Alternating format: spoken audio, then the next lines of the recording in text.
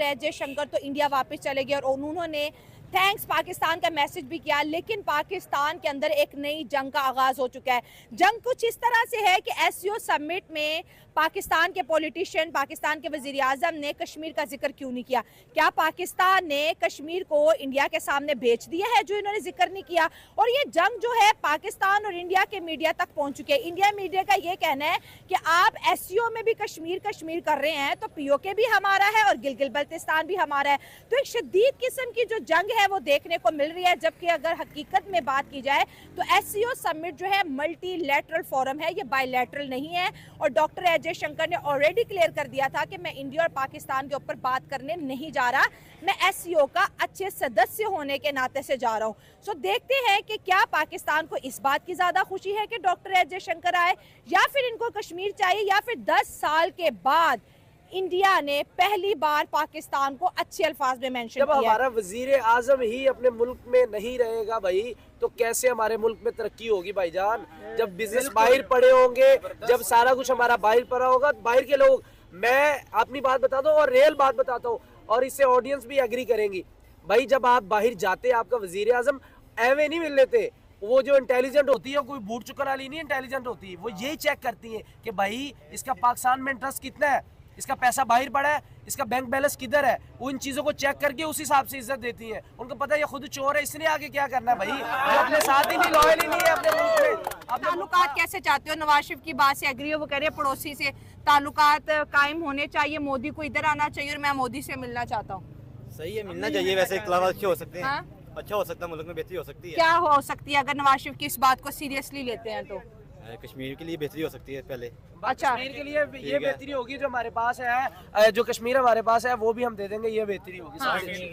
हाँ। एक छोटी सी बात करता हूँ, किसी का दिमाग ये नहीं काम कर रहा, आज से 75 साल हो गए पाकिस्तान बने। हाँ, हमारे पास 75 नहीं 78वां शुरू हो अच्छा, गया। 78 साल हो गए पाकिस्तान बने, सिर्फ एक ही हमारे पास मौजूद है कि कश्मीर हाँ, के लड़ाई बस वोटिंग के इसकी लिए। वजह आपको नहीं समझ आ रही? नहीं। अगर आज कश्मीर का इशू सोल्व हो जाए, हाँ। हुकूमत जो है उसे बजट किसने देना है दिफा के लिए? वो तो फिर आवाम की तरफ आ जाएगा। यही मसला है ना। अच्छा, ये सारा के सारा आर्मी, मतलब आप समझ रहे हो कि आवाम मिलना चाहती है, आवाम मिलना चाहती है। घर जाना है, घर जाना है या नहीं? आर्मी का नहीं, ट्रेड की बात करें, एजुकेशन की बात करें, आपको नहीं लगता कि थोड़ा आप जो आपका डिफेंस है ना, हाँ, डिफेंस के लिए आपको रिस्क लेना पड़ेगा। आप कौन को एजुकेशन दें? जब तक आप एजुकेशन नहीं प्रमोट करेंगे उस वक्त तक किसी चीज़ का सोल्यूशन नहीं है। जय हिंद।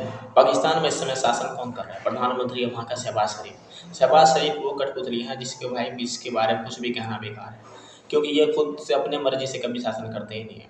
इसका बड़ा भाई नवाज शरीफ, जो कि पहले पाकिस्तान के प्रधानमंत्री थी, घोटाले के चक्कर में ये भागे पड़े थे, पाकिस्तान में नज़र भी नहीं आ रहे थे।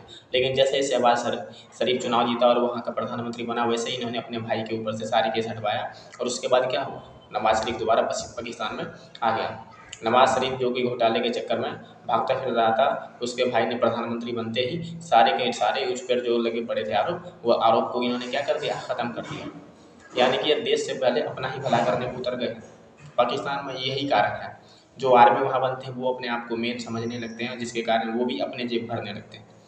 भाई भ्रष्ट तो भारत भी बहुत है, भारत में भी बहुत लोग भ्रष्ट हैं, बहुत नेताएँ भ्रष्ट हैं, अधिकारी भी भ्रष्ट हैं। लेकिन पाकिस्तान में जो भ्रष्टाचार की जो नीति चलती है, जिसके चक्कर में वहाँ के लोग सबसे बड़े फंसे हुए हैं धर्म के चक्कर में, और दूसरे फंसे हुए हैं कश्मीर के चक्कर में।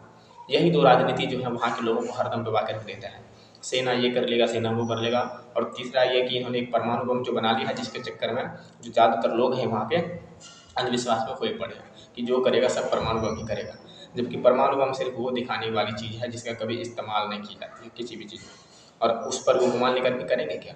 अभी भाई ने कहा कि जिस तरीके से कि पाकिस्तान में जब तक, पाकिस्तान ही क्या है, दुनिया के किसी भी देश में जब तक कि एजुकेशन को बढ़ावा नहीं दिया जाएगा, वो देश कभी भी आगे बढ़ नहीं पाएगा, चाहे वो भारतीय क्यों ना हो। जब तक वहाँ की जनसंख्या पढ़ी लिखी नहीं होगी, उसका सोच वैज्ञानिक नहीं हुआ, तब तक वो देश कभी भी आगे बढ़ ही नहीं सकता है। और ये धर्म के नाम पर कोई भी देश जो है चलाना बहुत ही बड़ा मुश्किल है। धर्म के नाम पर देश को बनाया जरूर जा सकता है, पर देश को चलाया नहीं जा सकता है। बस कुछ सालों तक जो है क्या कर सकते, लोगों को गुमराह करके कोई एक व्यक्ति जो है वहाँ पर शासन कर सकता है, बस देश के विकास नहीं कर सकता। एजुकेशन के बगैर किसी चीज़ का सोल्यूशन नहीं है।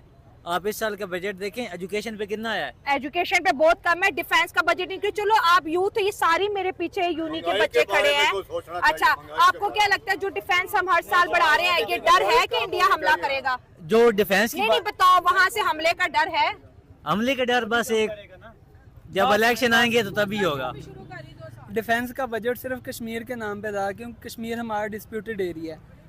उसकी वजह से डिफेंस का हमें बजट बहुत ज़्यादा रखना पड़ता है, क्योंकि उसकी वजह से हमारे इंडिया से ताल्लुकात ख़राब होते हैं। जब कश्मीर इशू सॉल्व हो जाएगा, वो चाहे मुज़ाकरात से हो चाहे जैसे भी हो, तो हमारा डिफेंस बजट ऑटोमेटिकली हाफ से भी कम पे आ जाएगा।